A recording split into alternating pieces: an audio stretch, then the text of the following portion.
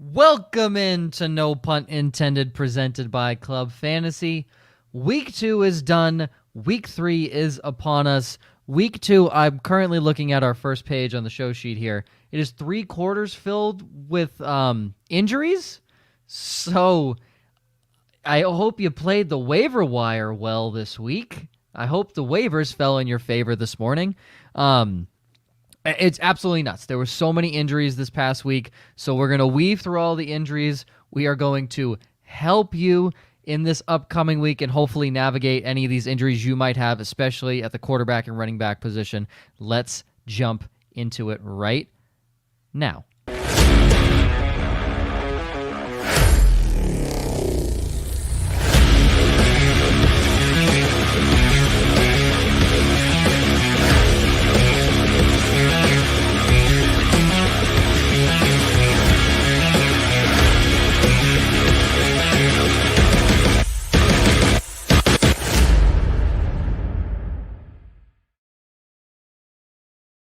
Welcome into No Punt Intended, presented by Club Fantasy. I am your host, Joe Zollo. Joining me, as always, Joshua Hudson and Ryan Weisse.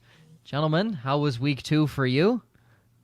Not the same as week 1, honestly.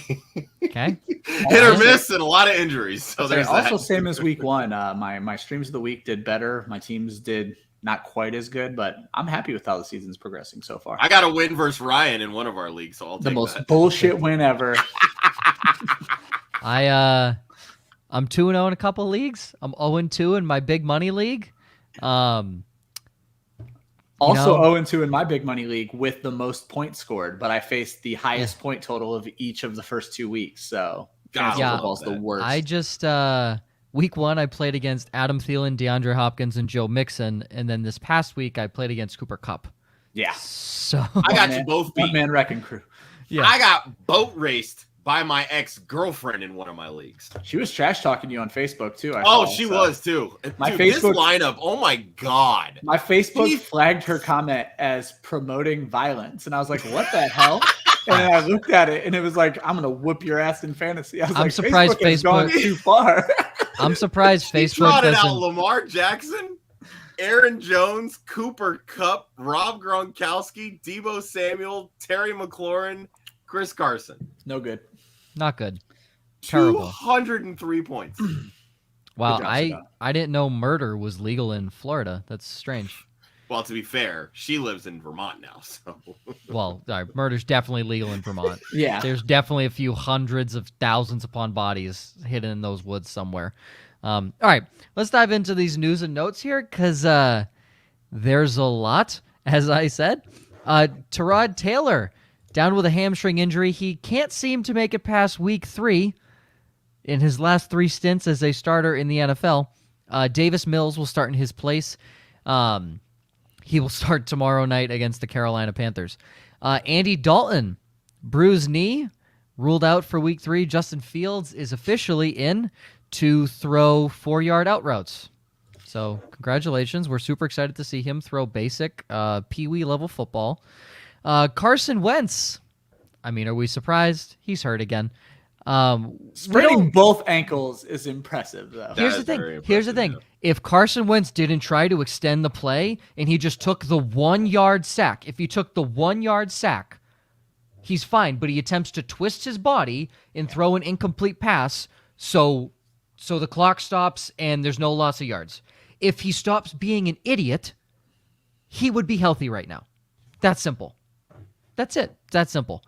Tua is also out. He fractured his ribs on Sunday, placed on IR. Jacoby Brissett will start against Las Vegas. Speaking of Las Vegas, Derek Carr has an ankle injury. Gruden calls him questionable, but he's hopeful he will play. If he doesn't play, It's your boy. it is the greatest show on turf, Nathan Peterman, because Marcus Mariota's on IR. The greatest show on turf. When I saw Derek Carr go down, a little part of me got giddy because Nathan Peterman could have came into the You're game. awful.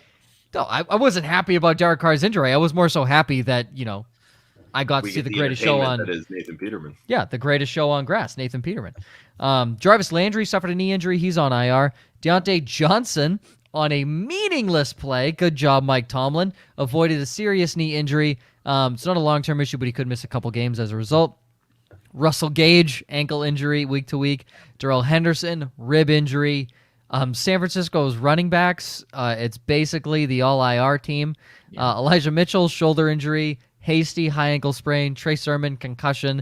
The team has brought in Duke Johnson, TJ Yeldon, and Lamar Miller for visits. That's a murderer's row right there. Yes, it is. Laviska Shenault suffered a shoulder injury. Zach Ertz placed on COVID. Same with Antonio Brown. And Dolphins beat reporter Cameron Wolfe reports that Will Fuller returned to the facility on Monday, apparently in a better headspace, and is expected to play Sunday against the Raiders. And next thing before we dive into everything, an in memoriam. The guys. It's like the worst title because none of these people are actually dead. This is way too serious for a bullshit fantasy football show. In memoriam. Cue the piano music. Cue the just cue it up. If I would have known, I could have had Marlia play us some classy piano. Right. Cue the Titanic music. R.I.P. Elijah Mitchell. Week 1, 2021 to Week 2, 2021. R.I.P. your fab. On Elijah. No. R.I.P. Elijah Mitchell, because he's never going to be a good fantasy football player ever again. To everyone who spent buttloads of fab on him, you fucking deserve it. You idiots. You absolute idiots. I told you on this show. Granted, you put in your fab before you watch the show. I'm going to laugh when he plays on Sunday and absolutely shreds Green Bay. It's going to be the funniest thing to me. That's cute. Well, so the person who spent 100% of their fab on Elijah Mitchell, you better hope he turns in to freaking Barry Sanders the rest of the season, because he did not look good against a porous Philadelphia Eagles defense. I know the Eagles aren't like slouches, but that is not. And then we lost Brandon Graham too. And he's one of our best run defenders. So. Yeah, that is a defense that any running back should tear through. And also RIP to Mike Davis, Week 1, 2021 to Week 2, 2021. Everyone who drafted, he didn't make it to the season. But. I was gonna say To everyone who drafted Mike Davis, knowing he was garbage, and so are the Falcons. You deserve. I would also like to point out that Mike Davis was actually a top 20 running back last week. Just throwing that out there. Cool.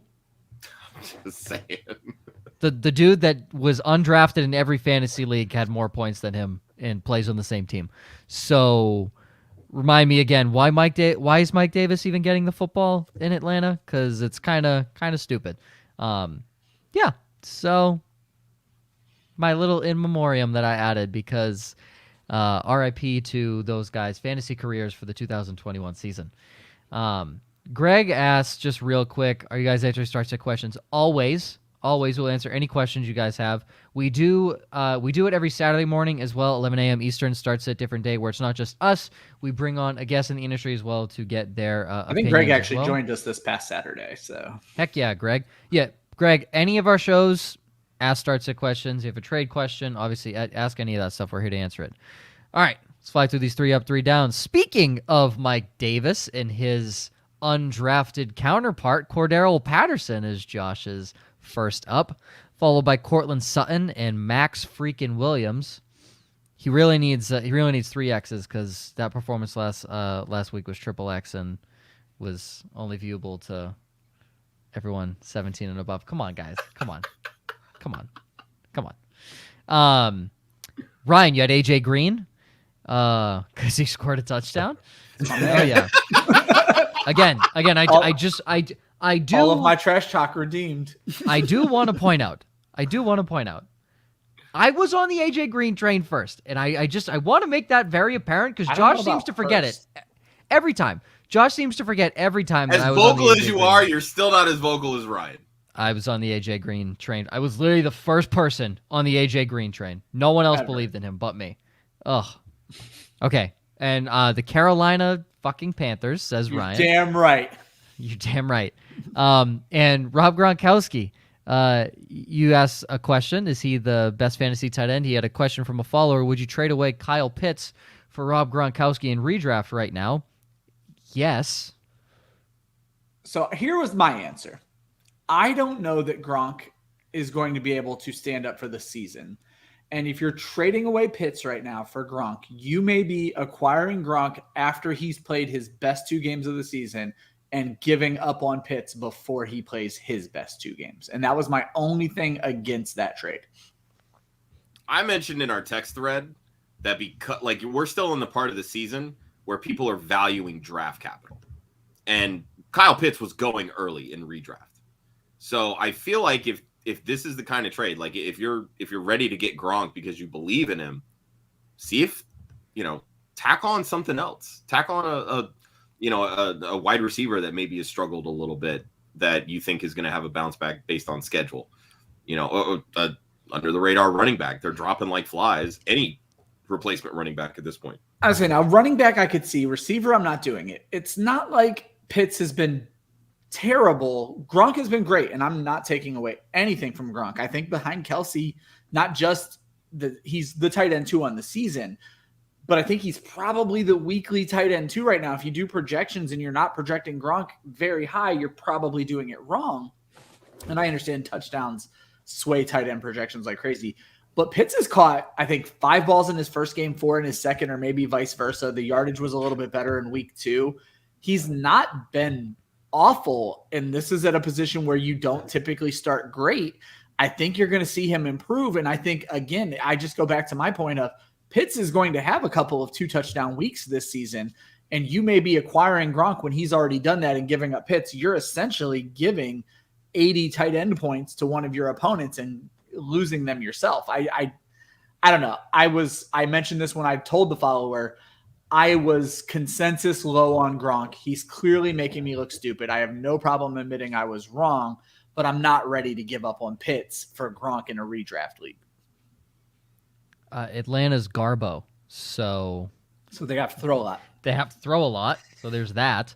And I feel bad saying that as our dear friend Angie is in here, and I feel bad because I feel like every time Angie comments and watches the show, I say something bad about her Falcons. Every single time I say something bad about her Falcons. Now, Angie, I want you to know that even when you don't tune into the show and you miss some weeks, I still talk bad about your Falcons. So I want you to know that I don't just see your profile pop up. I do talk bad about the Falcons every single week. It's an equal opportunity hater. That's equal. I am an equal opportunity hater. That's correct. Wow, I should put that in my bio. Put that on your driver's license. Hi, here's my resume. I would like to be an equal opportunity hater. My 3 ups. I have Cortland Sutton. Just basically saying he's better than Jerry Jeudy because Josh is an idiot.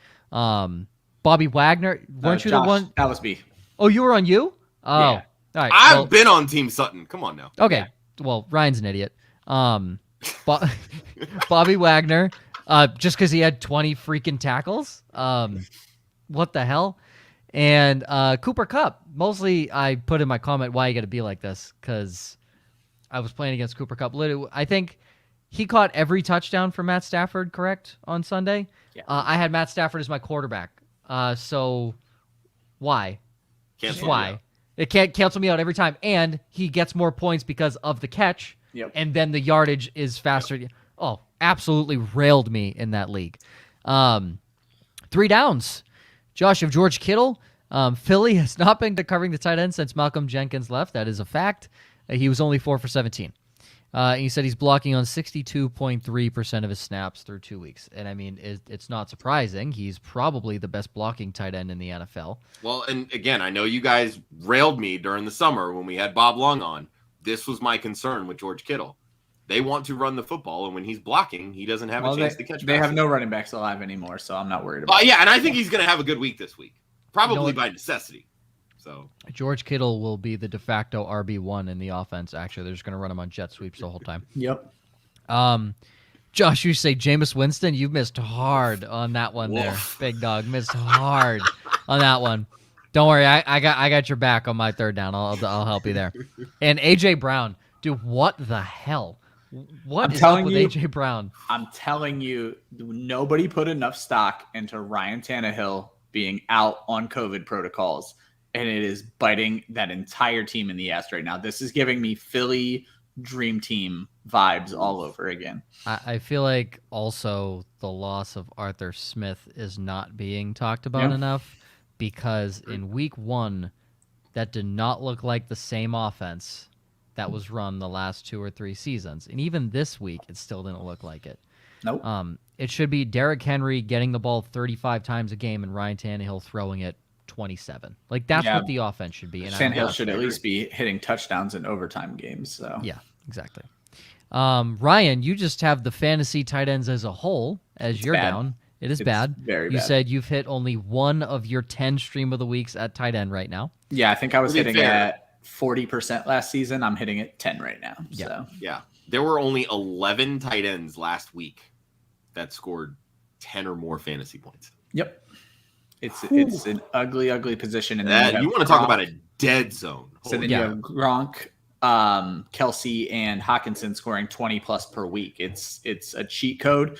If I've been telling everybody all week, and Carrington brought this up, when is Mark Andrews going to stop screwing him? I think you're going to see it this week, actually.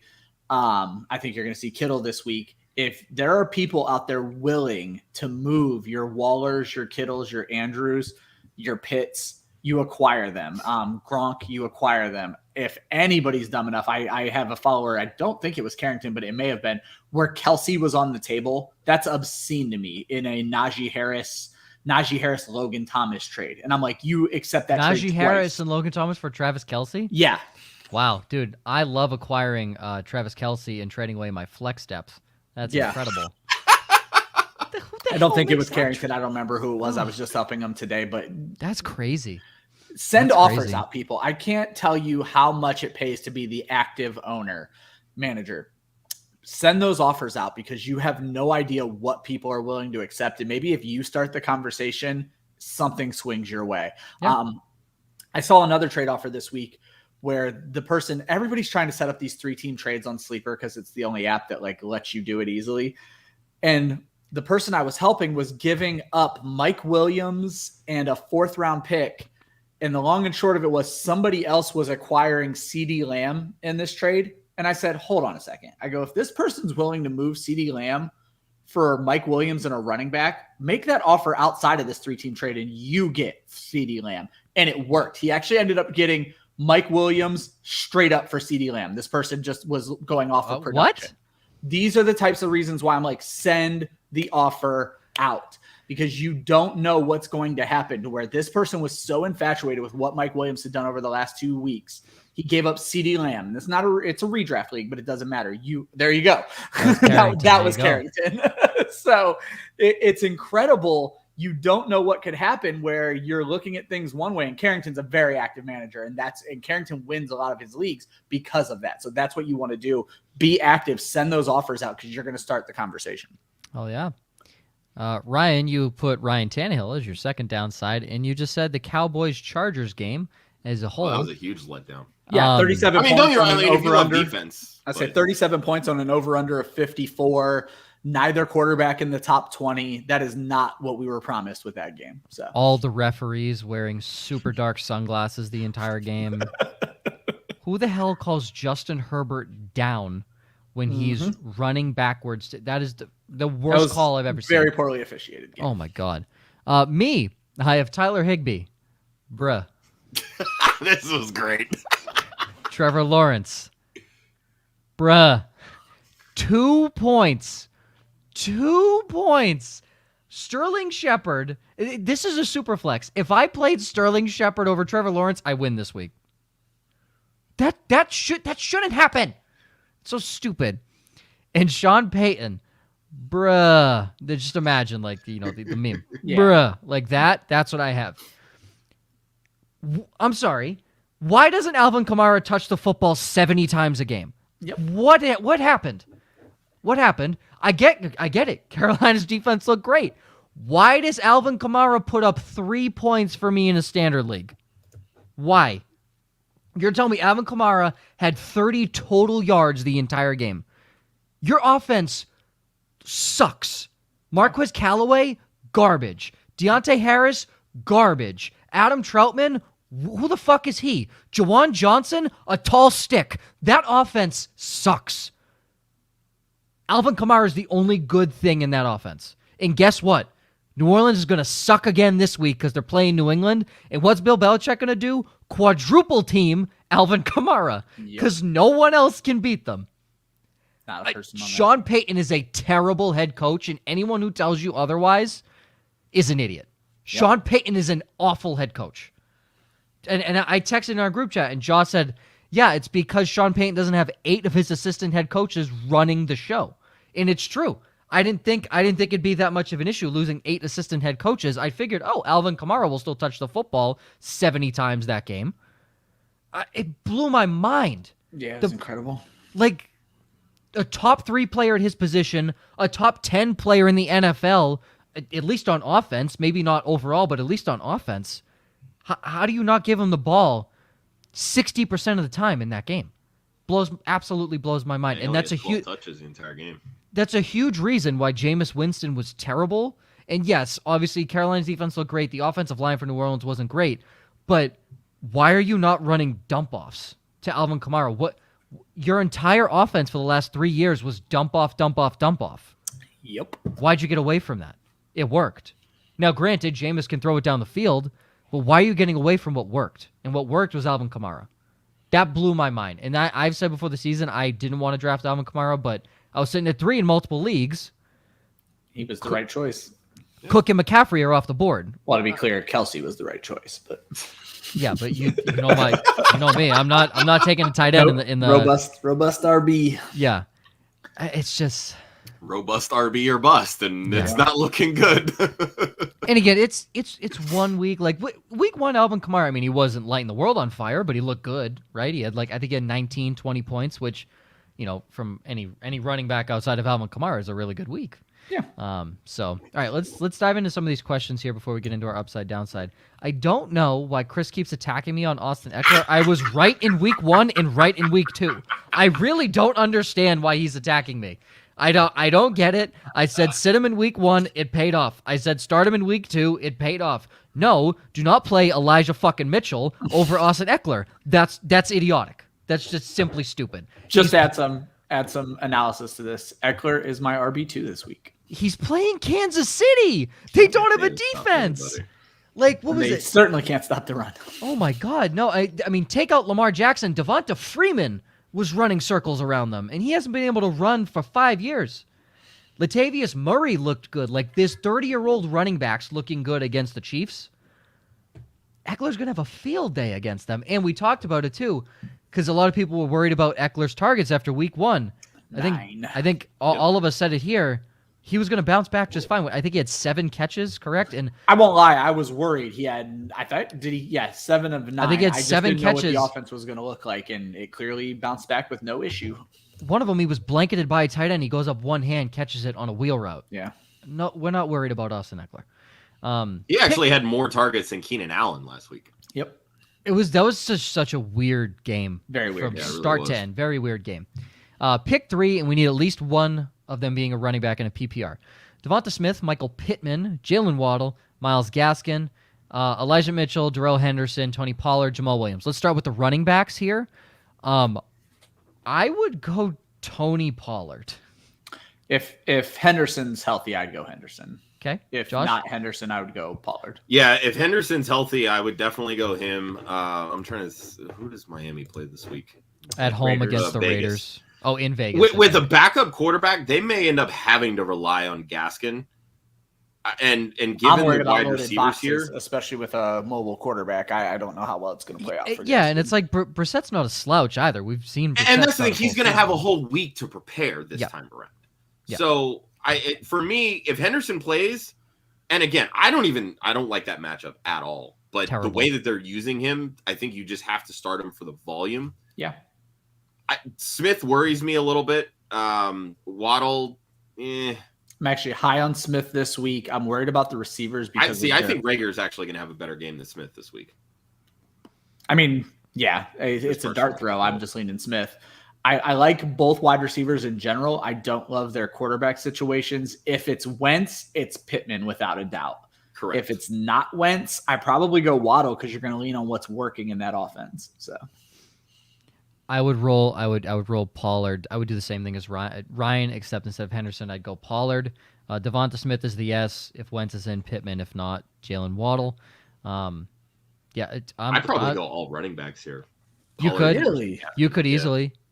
Yeah, I think I you would. could Yeah. easily Like do I that. said, I'm down on Smith this week. Yeah. Pittman again. I personally don't think Wentz is going to play, and I don't trust Jacob Eason to get Pittman the ball consistently. Yeah, Sure. if Eason, what he threw a pick on his first pass of that game, like you don't want any Yeah, part one of of his Eason first on that two offense. passes. So Yeah. Waddle worries me a little, but the way that they're using him, I think he probably has a decent floor, even with Brissett. Again, it's a full week, so and that would be kind of where I'd probably go Waddle over Henderson in that instance. And Brissett is an experienced NFL quarterback. It's just Correct. I'm worried about the Raiders in general. Like that team is looking very good. It's going to be an interesting game. Yeah, they're looking weirdly good. Yeah, It's strange. They started 2-0 last year too, and then faltered. Yeah, but if I told you in at the start of week 3 the AFC West would look like Las Vegas at 1, Denver at 2, and the Chiefs at 3, and the Chargers at 4 in that division, I would have called you many names. You would've- Hilaire being one of them. yeah, like I'm sorry, and Oh shit, Joe! Yeah. like literally, but I'm sorry. I know Ezekiel Elliott has been playing the more traditional running back role. Tony Pollard's look Pollard good. that's where looks incredible. I was saying And that's great for fantasy. It's great for his efficiency. It's great for the fact that targets and catches are worth so much more than carries. I don't want this to change. yeah, no, and the thing is too, it's not like Dak's going through his progressions and Pollard's like an outlet guy. They're literally They're drawing up scheming plays. for Tony Pollard to get the ball. He is so fast. He is so quick when he gets the ball. So yeah, you got a few different options there, but you have some decent ones. Matt's asking, with Landry down, will OBJ come back sooner? I mean, once he gets his panties out of a wad, potentially. This But week answers all OBJ questions. If OBJ doesn't play this week, something serious is going on because they need him now more than ever. If he's not there, there's something actually going on. Yeah, they said he was practicing this week. Yep. So again, I take that for what you will, but I think it's a good sign that he's practicing because I don't think he's practiced up to this point. Odell Beckham sucks when he's in a Browns uniform. It doesn't even matter. It does not even matter. Chris tried to tell people the Saints offense. Atrocious. All right, Carrington, he says, sorry for the long question. He has Terry McLaurin, Cooper Kupp, Adam Thielen, Mike Williams, Deebo Samuel, Sterling Shepard. Mike Evans. This second Deebo is supposed to be Mike Evans. Okay, second dude, thank you. What a receiver room with his running backs being Alvin Kamara, Darrell Henderson, Devin Singletary, and Cordell Patterson. Any running backs or tight ends he should target with his extra wide receivers. He also has Tyler Higbee as his tight end in a PPR. If I could move Deebo for like Kyle Pitts, I would do that. I'd say attack those tight ends. The only tight ends I'm attacking right now are Kelsey Kittle, Waller Hawk, Andrews Pitts, and Gronk. So that's it. Nobody else is worth it at this point. So that's a lot of names, and you should be able to probably swing one of them. Yeah, I was going to say, you can sell super high on Deebo Samuel or Mike Williams as well. Yeah, because you got The plenty difference of is I think Williams actually keeps this up. I'm not 100% sure. sure Deebo does because the moment they start getting Kittle more involved, Exactly. they potentially get Ayuk back going. And I think that when Trey Lance takes over, and I think that's going to happen at some point this year, Ayuk's stock takes a big bump over Deebo's. And I think Kittle, I dug into as much as I wanted to on Trey Lance in the preseason, just trying to learn about him. Loves the tight end. I think Kittle could be to the moon when Trey Lance takes over. Another player I've been telling a lot of people to target this week, and I've been hearing a lot of bad analysis about this guy, is Clyde Edwards-Hilaire. While he has not been effective, he has ceded work to no one. He has 25 carries to, I think, 8 that he didn't get. He only has 3 targets. There's only been 2 targets that didn't go his way. He's getting all of the work. This offense is going to get better. I think you can get him cheap right now. And I think this is his breakout week. Not a huge breakout, but a top 15 breakout. And then the manager is never going to trade him because they're going to hope that it's going to get better. That's a player I'm targeting this week that if I can send out a guy, I'll be honest with you, I have a Deebo for Clyde Edwards-Hilaire trade out in a league right now where I'm just seeing if that high wide receiver upside can get me a running back. So my issue with Edwards-Hilaire is Mahomes, he doesn't like checking it down. he's a downfield thrower. And completely agree, but I mean, you're not getting going to get open. pass catching out of every running back. So if again, I understand that, but right now this is a guy whose value lies in catching passes, and he's not doing it. Like, it's not like with Eckler in week 1. That whole thing happened with Eckler last year too. We knew he was going to bounce back. Edwards-Helaire being a younger, running back who cannot pass block to save his life is not being used in these passing down situations, and he has not improved in that area. You have a $45 million a year quarterback. That is your most important asset. If you cannot protect him, you are not going to play. It's that simple.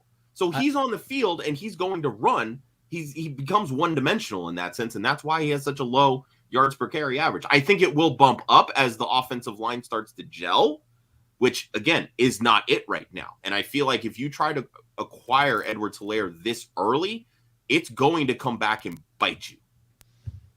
Just my opinion, right? I also think it was a bold strategy by Clyde Edwards-Helaire to just hold the ball out in midair with 2 minutes left to go in the game. That was the awful one. That's why everyone's really down this week. I'm buying. I think he's fine. That team has never tried to run out the clock and kick a field goal. Nope. That's never been Andy Reid's MO. That's never been it. And all gas, no brakes. They put on the brakes, and Clyde Edwards-Helaire, well, the broke. Yeah, they snapped. Someone cut the line. Boss Man Fat, thanks for joining again this week. Should he drop Zach Pascal for Christian Kirk, KJ Osborne, or Elijah Moore? He said it's a PPR.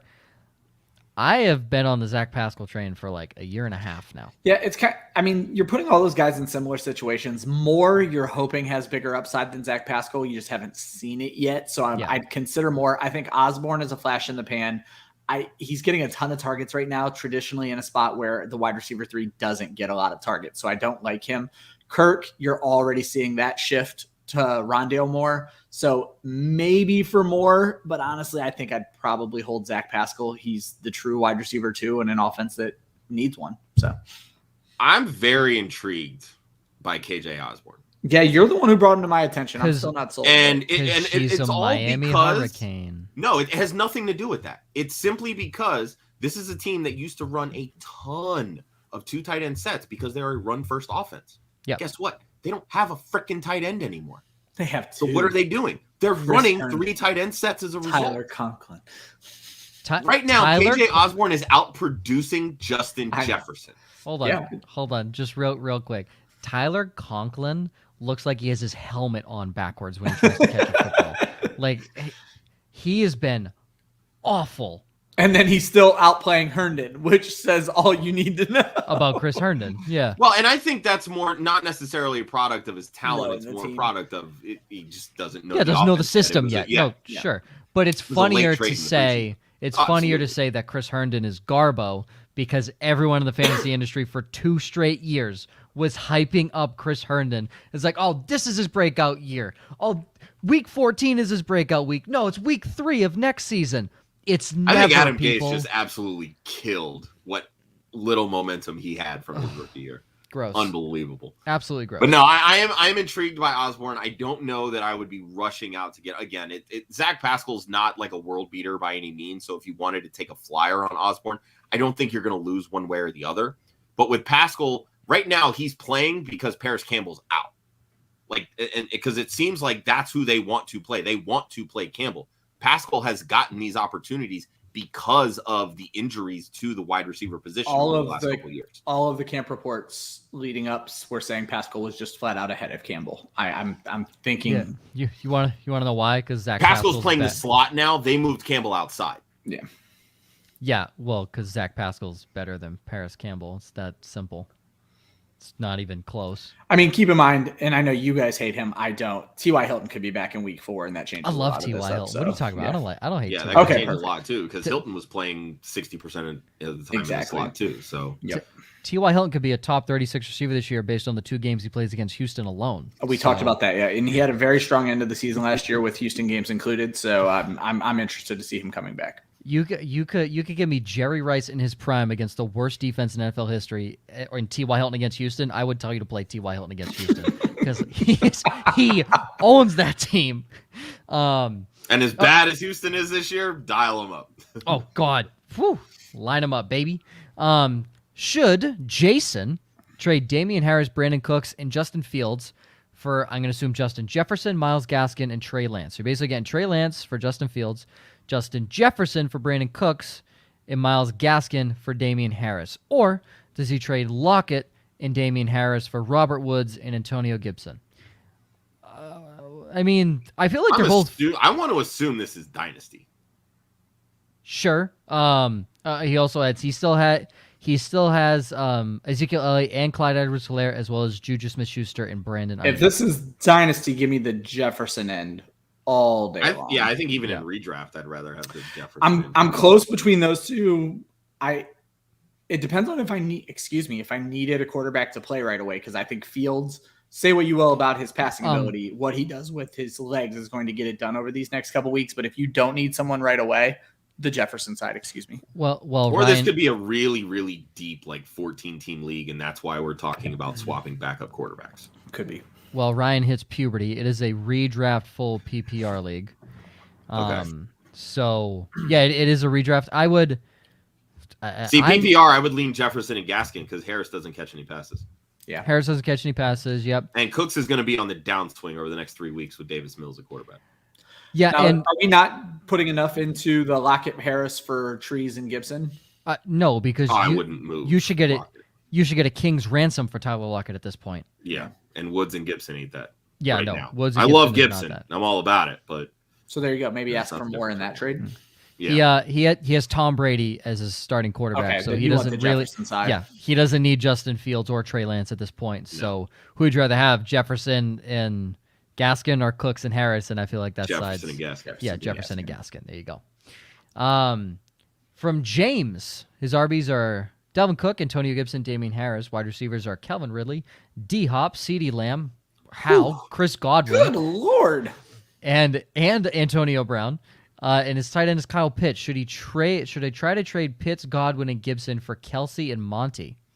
Yes. Yes. Yeah. If you're getting Kelsey back, yes. Yeah. I mean, Kelsey's an upgrade over Kyle Pitts. Monty, I think, is an upgrade over Antonio Gibson. And you can afford to lose Godwin. And you can afford to lose Godwin. Yep. You can afford to lose Godwin because you have Antonio Brown as well on your bench. Make that trade. Yeah, 100%. Who's out this week, by the way, with COVID. So. Yeah, he is out this week. Is it confirmed out? Confirmed out. He will be. Yeah, even if he's on the vaccinated, COVID list. he still needs two negative tests. Okay, I didn't know that he had the positive. I see these COVID. I don't dig deep into it because I don't know. Yeah, he did. They did report initially that he was placed on the list, and then I think it was like an hour and a half ago or something like that. They came out and confirmed that he did actually test positive. Okay, so he needs 2 negative tests by Saturday, right? Yeah, and that's if he's vaccinated. Yeah, which I don't know. I'm gonna assume not. just a wild Antonio Brown theory. This next one comes from Big Papa Zollo. Papa Z, Bobby Trees, or Cortland Sutton. Well, Dad, if you look at my lineup in your league, you will very much notice that Robert Woods is on my bench and Cortland Sutton is in my lineup. So there's your answer there. Cortland Sutton this week. By far. Who is going to cover Woods for Tampa Bay? I don't know, but who's covering Cortland Sutton for the New York Jets? So the Jets have been surprisingly good against quarterbacks and by proxy wide receivers. Now they've had some weird games. It's closer for me than it is for you guys, but I would also go Sutton. All I know is Teddy Bridgewater is actually throwing the football deep. Indeed. Which is very surprising considering his history. And Cortland Sutton leads the NFL in air yards. Give me all the Cortland Sutton. All I know is that when you wear 2 gloves, you become Jesus himself in mortal form. Jesus himself is Teddy Bridgewater. And Bossman Fat, he's saying dropping as well, because I saw some of his addition to his question. Would you drop Pascal for J.D. McKissick, Sony Michel, or Mark Ingram? I would keep Zach Pascal. I wouldn't mind McKissick. Just because just the RB depth in general is that's the only one I would bite on would be J.D. Yeah, McKissick, I don't love McKissick this week, but He's showing up. He's playing. He's compiling points. So if you have the depth at wide receiver, which I feel like you do, if I'm not mistaken, through some of these other comments, yeah, I would stash McKissick. It may even be worth floating some 2-for-1 trades out there that include Pascal and seeing about upgrading another position and then using that extra spot to go sign a guy like McKissick. I don't know that Pascal's a flat out cut at this point. Yeah, I would not cut Zach Pascal at this point. All right. Let's finally just get to our upside downside, I guess. Hello. 40 minutes in. Josh, you were 1-3 last week. You're 4-4 on the season. Tough week. And you are starting off the week by saying and putting your money on the Duke product, who's the leading rusher for your New York Football Giants, not Saquon Barkley. Don't say your as if they're my team. Your New York Football Giants. No, you have Daniel Jones at home against Atlanta, which is ironic because I was thinking about putting Daniel Jones as a downside. I like Jones this week, too. Hey, third among quarterbacks in rushing yards. That is great. a cheat code that I want all of. That's fair. No, that's fair. Chase Edmonds in Jacksonville. Cortland Sutton at home against the Jets. And Kyle Pitts in New York against the Giants. Ryan, you were 2-2 last week. You're 3-5 on the season. You have Justin Fields in Cleveland. Mike Davis in New York against the Giants. Wow. Hey, he's not dead. I mean, he is, but it's your prerogative to put him in your lineup, I guess. Marvin Jones against Arizona. That one makes me feel good. And David Njoku against the Chicago Bears. Last week, I was 3-1. For the record, listen to me on the upside. Don't listen to me on the downside.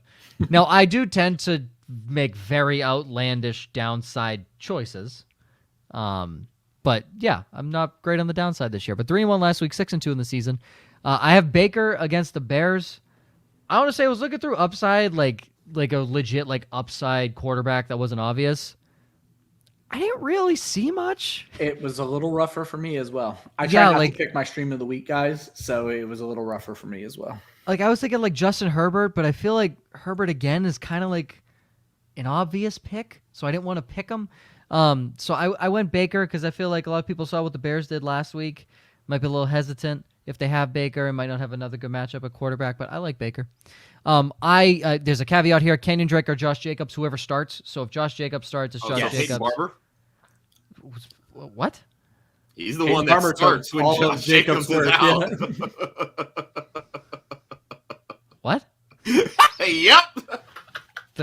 The Peyton Barber, who is the 40th ranked starting running back in the NFL when there's only 32 NFL teams. Go Raiders. Okay. They're literally keeping Kenyon Drake in a passing down role. That's it. It's sad. Josh Jacobs plays, it's Josh Jacobs. If Kenyon Drake plays, it's Kenyon Drake. That's all. Do not even. If you heard the words Peyton Barber, this is a revenge game for Kenyon Drake. I'm all on the Kenyon Drake. Sure. Yeah, no, I was just going based on the fact that Devin Singletary scored a touchdown against the Miami Dolphins, so and anyone Zach Moss can score 2. And Zach Moss scored 2, so anyone can score a rushing touchdown against the Miami Dolphins. I got Debo against the Packers, and I honestly had no clue who to do at tight end, so I went XXX Max Williams in Jacksonville, just sending out the hope. It's not an awful pick. It's not a bad pick. Jacksonville's terrible, so we'll see. Downside, Josh, you were 2-2 last week. You're 5-3 on the season. You had Joe Burrow in Pittsburgh, J.D. McKissick in Buffalo, Brandon Cooks at home against Carolina tomorrow night, and Jack Doyle in Tennessee. Ryan, clean sweep at 4-0, 6-2 on the season. You have Ryan Tannehill against the Indianapolis Colts.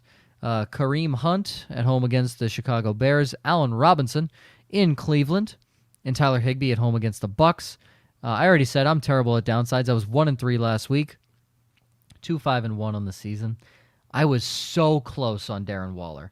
I was so very close. He had one catch at halftime, right? I don't even think it was a catch. I think he had a target at halftime. I think he caught his first ball in the third quarter. I was so right, and then Pittsburgh was just like, "Yeah, we'll stop. We'll let him. We'll stop covering him." God damn it, Pittsburgh! I was so close. Okay, I have Trevor Lawrence in Arizona. I was struggling for easy downside, our tough downside quarterbacks as well, And Trevor Lawrence is an absolute pile of shit right now. So, and Arizona's going to put up 45 points on this team, so he's going to have to throw. It sucks that he can't throw the football. So that's why I have him there. Alvin Kamara in New England. I already talked about that. Bobby Trees in Tampa. We kind of had a mini discussion there. And Robert Tonyan, don't take the bait. Don't take the bait. He had 4 targets last week. Don't take the bait. Don't take the bait. All right. I'm just saying, don't take the bait. I don't like it. Don't take the bait. But I know Josh wanted to ask Ryan about David Njoku. What he's like the fourth tight end, not the fourth. I'm sorry, the third tight end. No, because I was going through and I was looking at all the snap counts between Austin Hooper, Harrison Bryant, David Njoku. Njoku led the team in receiving yards week 1. Yep. Hooper had the more fantasy points in week 2. Harrison Bryant actually led in receiving yards last week. Is this just you think they're just going to cycle through and every third week it's the next guy up, or not quite? I'm going to dig a little deeper here. They don't have a wide receiver room right now, and they don't have a slot wide receiver. I think you're going to see Njoku, who played a lot of third downs during training camp, played a lot of red zone during training camp, and it hasn't translated to the season yet. I think you might see him slide into the Jarvis Landry role because there's nobody else who can do it. They need to do something different this week. The Bears defense isn't awful, so the Browns aren't going to be able to coast on offense. Whether or not OBJ is back, that's not the role he plays. You're going to see OBJ, and you're probably going to see some form of Donovan Peoples-Jones and Rashard Higgins. Higgins stepped up big time when Landry got hurt last week, but those are still outside guys to where I think you're going to see Hooper line up as a traditional tight end. You're still going to see Brian in 2 tight end sets, but I think you might see Njoku play a lot of slot this week. He's running routes on 55% of the snaps he's playing. He's averaging over 18 yards per reception. There's a lot of big things that Njoku's doing. These are the things the Browns brought him in for. These are the reasons the Browns kept him around. With no Jarvis Landry, I'm not 100% Odell Beckham. I think this is a spot where you're going to see them lean on Njoku, and the Bears are awful against wide receivers in fantasy. I think they give up the 4th most points to wide receivers, whereas they give up like the 4th least to tight ends. I still like Hooper because I think the Browns are going to score and who's going to score, but I like Njoku more. Okay. Because I was going through, I was looking at that a lot, and I'm like, all right, maybe this is a Hooper game. Because, again, he's running more passing routes among all 3. And I don't disagree. And on my stream of the week list, I do have Hooper higher, but the Bears are actually better against tight ends than they are wide receivers. I have no information saying that I'm right about Njoku based on what they did during training camp. It's what I think is going to happen. So I'm probably more confident in Hooper, but if I'm big swinging on David Njoku. Okay. Big swing. All right, a couple questions here. Bossman Fat thinks the Saints defense is worth keeping, or should he stream defenses? Stream away. Yeah, but I feel like this week, I don't think week 4 is going to be when Mac Jones lets it rip because Bill Belichick wants to put whip his thing out on the table and show that I was right. It's going to be a big mistake, but hey, I'm not in on Jones against Tampa Bay. I know their secondary is kind of but I am not in on Mac Jones against Tampa Bay either. I'm just saying. I also try to avoid defenses attached to bad turnover-prone offenses, and I want no part of this Saints team. I barely want Alvin Kamara. I want no part of anybody else.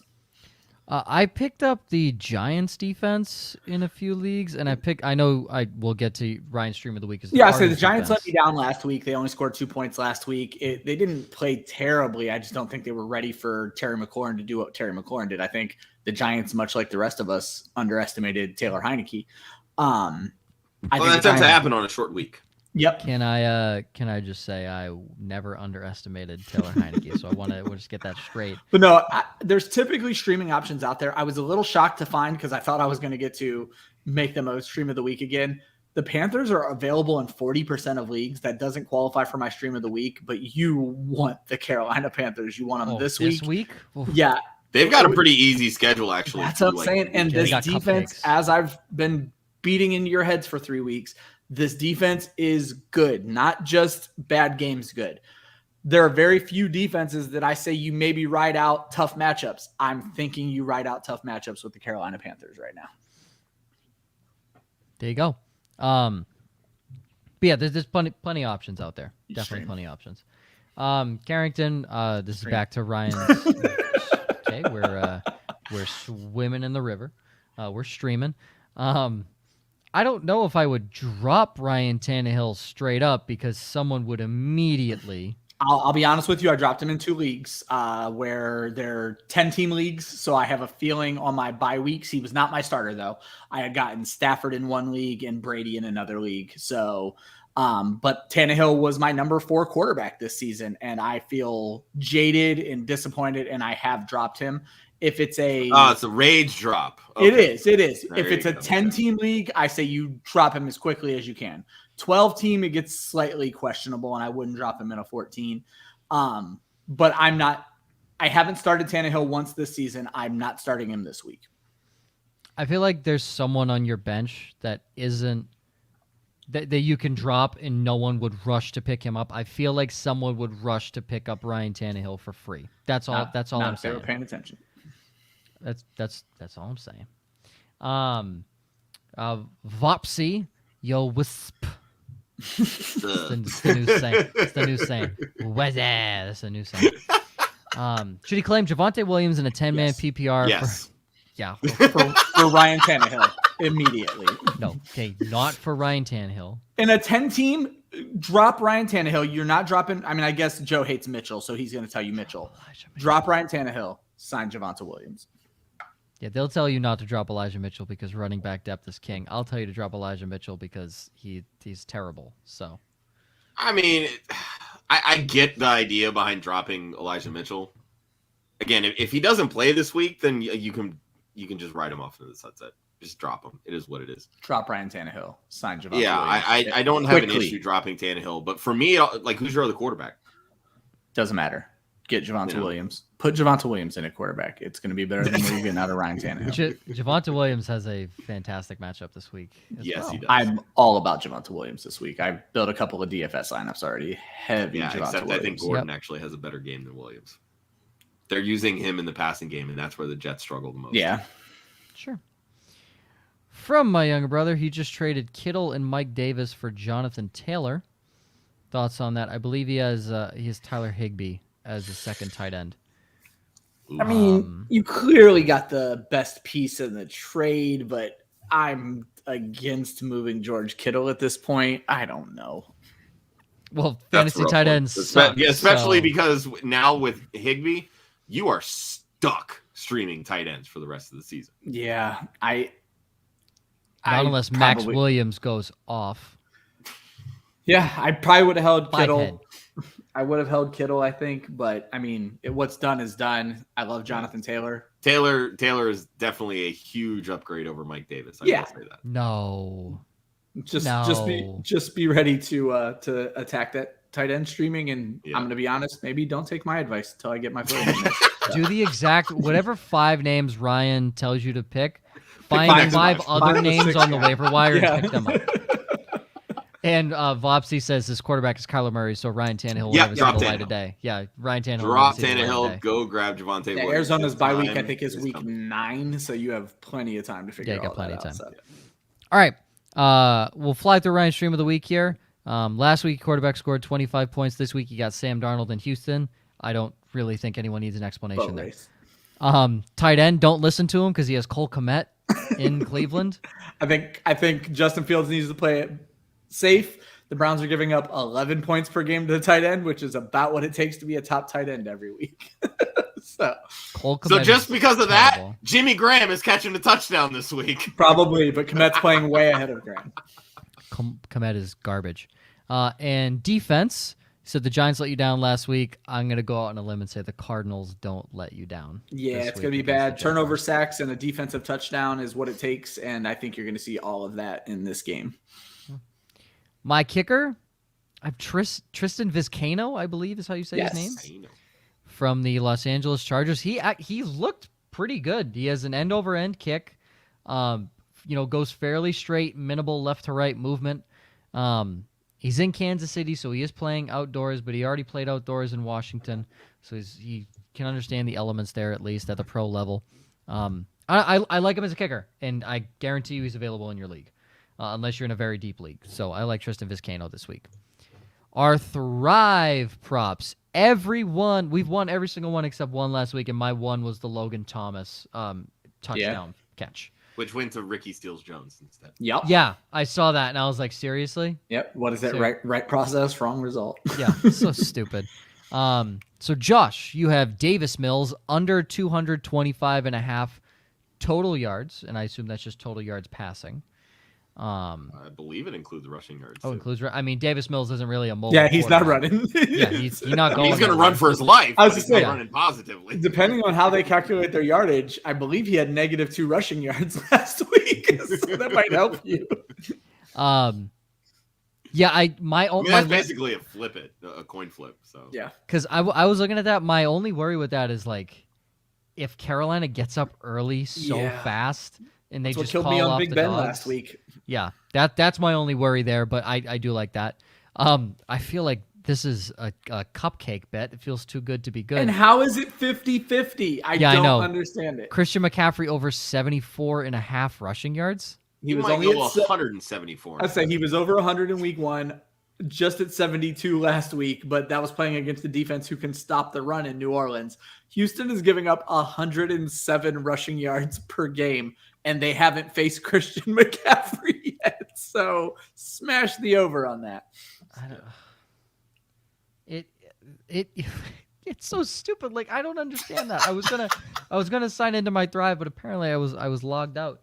But I think there was one with Christian McCaffrey is like over 100, like 14 total receiving and rushing yards. I'm like, Smash accept. smash? Excuse me? Yep. Question mark? And then I have DJ Moore over 62.5 receiving yards. Again, it's even money, or even bet money at least at that point. Who's gonna cover him? Yeah. I like it. I big pat on the back. I called DJ Moore's touchdown last week. It felt good. DJ Moore has now scored. Yeah, DJ Moore has now scored 5 of his 11 career touchdowns against the New Orleans Saints. So find the next time DJ Moore plays the Saints, dial him up because he's going to score another touchdown against this team. It's just very strange. And we have Josh is telling me in the private chat, my producer says we have Thrive promos to announce. Yeah, so I just got an email actually from Thrive. They're doing a special offer from today to just over today and tomorrow. So any new users that deposit $10, that's all it takes, $10. You'll get a free ticket into the $15,000 guaranteed Thursday night NFL lineup. Which is a $20 ticket. So you deposit 10 and they're Correct. giving you 20 for free, plus Yep. still matching your deposit. Yep. If you deposit $50, you will get a free ticket into that same Thursday night lineup, as well as a free ticket into the $50,000 guaranteed Sunday ticket lineup, which I believe is also a $20. Yep. Or So that's $20 buy-in. 40 free Okay. bucks there, plus still matching your opening deposit. Correct. Yep, if you use the promo code club. You got it. So free money. And then Money, for money, the money. weekend, same exact concept. If you deposit between the 24th and the 26th, deposit $10, you'll get a free ticket into that $50,000 guaranteed Sunday ticket. Deposit $50, you'll get 2 free tickets into that same $50,000 guaranteed. And again, whatever you deposit up to $100, Thrive will match it, and they will give you a free ticket into the $50,000 guaranteed Sunday ticket. Yep. And it's just download the app, Thrive Fantasy. When you sign up and you do your first deposit, use the code CLUB, and they will match your deposit literally instantly. So, heck yeah, go Thrive. Get at it. All right, let's get one more question out of the way here before we wrap up. This has been weighing heavily on me since I did my projections yesterday morning. Yeah, I'm a little confused as well because I have Cooks in a couple leagues, and do I play him? Do I not? The rookie quarterback concerns me, and obviously a great defense. But then again, is garbage time going to start in midway through the second quarter? They have nobody else to throw to. Amendola's out. Nico Collins is out. These were the number 2 and number 3 wide receivers on the team. The tight ends have done nothing. The running backs have looked decent, but they haven't provided a lot. I think you're almost going to have to see David Johnson line up in the slot, which was something being talked about in the preseason. Anthony Miller is also on the team, by the way. Is he back? lines up Because he's missed the predominantly in last the 2 weeks. So I believe he's able to play. he wasn't listed as questionable or anything. So I just didn't know what was going on with him. So Interesting. I'm out on Cooks this week. I know am Davis too. Mills. I know Davis Mills targeted him 10 times after he came in. Cooks ended up with 14 targets. Nobody else on the Texans had more than 2. yeah, He was literally force feeding in the football. But also keep in mind, this is a short week. If it were a full week, I would have a little bit more confidence. I feel like you're going to see a lot of backyard football here between Mills and Cooks out of necessity. But I just don't see it being fruitful. I mean, J.C. Horn has played really well. That entire secondary has played really well. All you have, I mean, Joe, you talk about all the time, run that high-low coverage to stop Tyreek Hill. That's all the Panthers have to do to shut down. Yep. Yeah, that's all you can do for Cooks. And who are they going to throw to? Honestly, if you run a cover 2 man on Brandon Cooks, you stop him because his only routes are in routes, deep drags, and seam routes. And I was gonna say he doesn't even run the underneath stuff. I was gonna say that's how he ends up with concussions. Yep. If he's not running the underneath routes, just run a straight cover 3, and he's not gonna catch anything. You're giving up the drag sometimes on a cover 3 if you fit it into those tight zones. And this is another reason why you have to love Carolina's D for tomorrow. And again, 60% of leagues is ridiculous. I think you're going to see Mills try to force it to Cooks much the same way you saw Jameis just tossing balls up there, and Carolina will capitalize. I think you're easily looking at a 4-turnover game tomorrow. Everyone in Carolina's secondary has great hands. That's something you don't traditionally see out of defensive backs. Jeremy Chin, Donta Jackson, and J.C. Horn all have fantastic hands. And despite Donta Jackson's on and off again coverage skills, I would put his hands up against some of the mid-tier receivers in the NFL. He can catch the ball very well. Yeah, Houston's top 3 is Cooks, Chris Conley, Anthony Miller. Okay, so Miller, like I said, and Miller hasn't played, so I'm still. He was a healthy scratch the first 2 weeks. Yeah, I was gonna say I couldn't remember if it was healthy or what, but yeah, so it's all ugly. Dang, if you have the Panthers defense, you just better hope Chris Conley catches the football because he'll fumble it every time he catches it too. So that'll be good. Yeah. It's gonna be ugly. Yeah, that's gonna be ugly tomorrow. All right. I hear we haven't mentioned. I think we mentioned his name once in the show, which is kind of sad. And he was acquired on a trade, not a trade away. Right, he was acquired. Mr. David Montgomery of the Chicago Bears. Are you gonna hold up the jersey? I feel like okay. Woo, there it is. Yeah. Woo, look at it. It has his signature. He's touched it. No, we're gonna raffle away a David Montgomery jersey. And that is because we crossed 200 subscribers. I believe we're at 209 right now. So thank you to everyone that has subscribed. And if you haven't already, do it, because every 50 subscribers, we are doing another jersey raffle. And all you have to do is literally be subscribed, and your YouTube profile has to be public just so we can message you. Or that's just screenshot us so that way we know. If you shoot us a DM and let us know, we'll make sure you're in there, and then we'll get a hold of you. So. Yep, that's literally it. That is it. It's a potential shot at a free jersey. That's what it is. So I don't know who has the wheel, but we're gonna spin the wheel right now live. Josh has the wheel. We got a signed David Montgomery jersey, and the reason we picked David Montgomery, because if you missed last week's show, David Montgomery was about 87% of the conversations that we had. And a lot of people are like, "Oh, do I trade away David Montgomery? Do I sit David Montgomery?" And I said, "No, you keep David Montgomery." So, all right, let's spin the wheel, Josh. So I'd like to point out very quickly, we have 209 subscribers on YouTube. As you can see in this top little corner, I have only 77 names. That's literally because when people subscribe, they have their profiles on privacy, which, again, completely understand. But I want to make sure that as many of you as possible are included in this list. So shoot us a DM. Let us know, hey, I am subscribed to your page, because I want to make sure that every giveaway going forward, that we are including you in these raffles so that you have a chance to win. I have a closet full of signed memorabilia to give away. Typically what I like to do is spin a wheel with the merchandise because it makes it a little bit more fun, but this was a special circumstance based on last week, and I'm all about it going forward. So that being said, let's see who wins David Montgomery this week. Woo! Yeah, Josh has so much stuff. He's been actually actively searching out storage units. So, and we got Blake Coleman. That is a friend of mine back in Ohio. Oh, look at that. Look at that. I was about to ask if that's someone we know. Well, congratulations, Blake. We'll get in touch with you. And again, like we said, every 50 subscribers, we're doing it every single time. And that's just as a big thank you to everyone that subscribes and basically supporting everything that we do. So congratulations, Blake. You have a signed David Montgomery jersey for yourself to hang up, wear around the house, whatever you want to do with it. So I assume you're a Browns fan, so they're playing your Browns this week. So if you want to root for a decent football team, I guess, you could become a Bears fan for the week. That's all I got. Anything else before we wrap up here and I read things that people have told me to read? I think I'm good. Fantastic. Yeah, just a lot of shows coming up in the next few days. So it's a lot. We also have a lot of articles that typically hit the website around this time. Our Blurred Lines article from one of our new writers, Joel, just dropped today.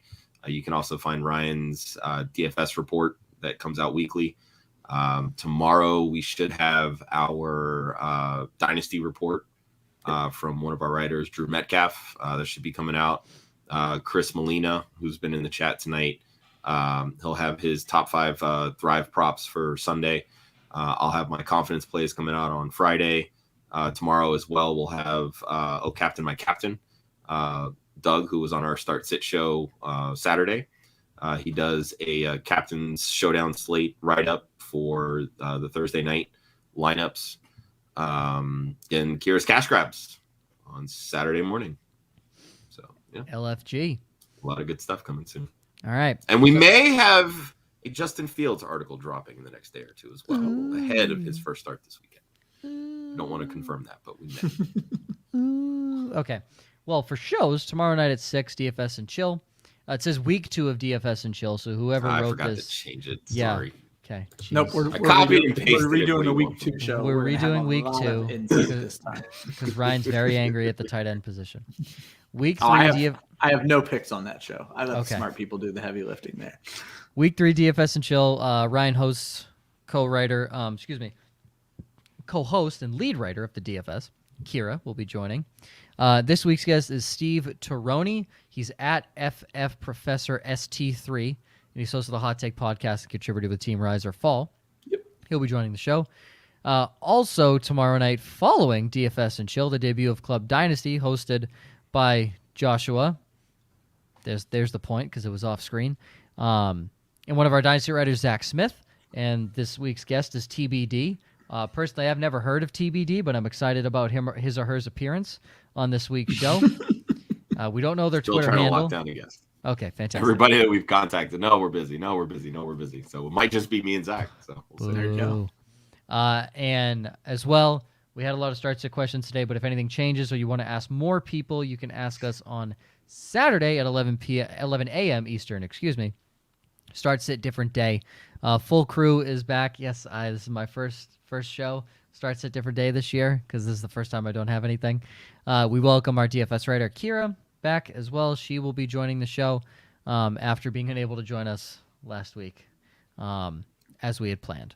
But already did the article shout-outs. There's so much stuff happening. Next week, next Wednesday, same time, same place, the three of us right now happening on 4th in Frames at 8 p.m. Psych. No, they're pushed back today. They pushed back today. Psych. It literally got deleted. Yeah, as I said that. Little behind the scenes action for you there. And be sure to literally it was deleted in the Google Doc as I read the sentence. Be sure to check out at 9:30 Eastern. Is this one canceled or is this one fine? No, they're going. Okay, this one's going. Fantastic. Vipercast drops their friends from Dynasty Vipers, so you can check them out at 9:30 p.m. Eastern, 8:30 Central. Always remember, defense wins championships, offense wins fantasy football. You can follow Club Fantasy on Facebook, Twitter, and Instagram at Club Fantasy FFL. The URL is clubfantasyffl.com. We will see you next week, 7 p.m. Eastern, same exact time. Join us for the rest of our shows the entire week. And one more time, defense wins championships. Offense wins fantasy football. We will see you next week.